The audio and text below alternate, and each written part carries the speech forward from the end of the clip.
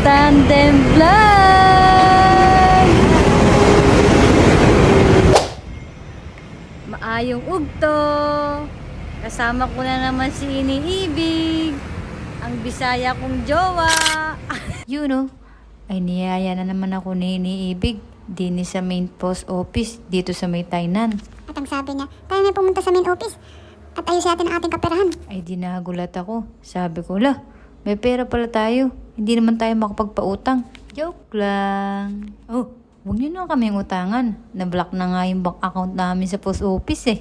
Ah, guruy. Kaya kami nandito nga pala ni Inibig ay para ayusin yung aming bank account dito sa post office kasi nga na-block na naman. So, ito na nga mga katandem, no. Gusto namin i-share sa inyo na hindi totoo yung forever close na once na na-block yung ATM nyo.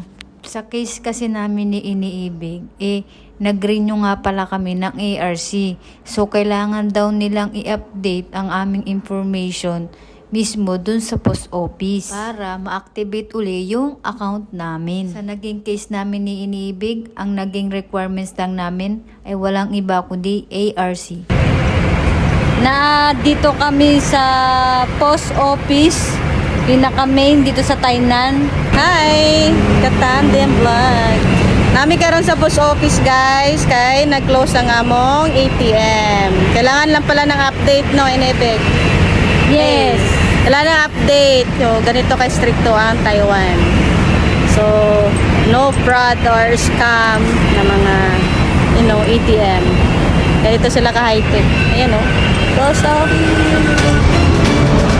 Init kayo. Init kayo. Sabi, yung aking uyab kasi, ilang beses na kasing nabablock yung ATM nito.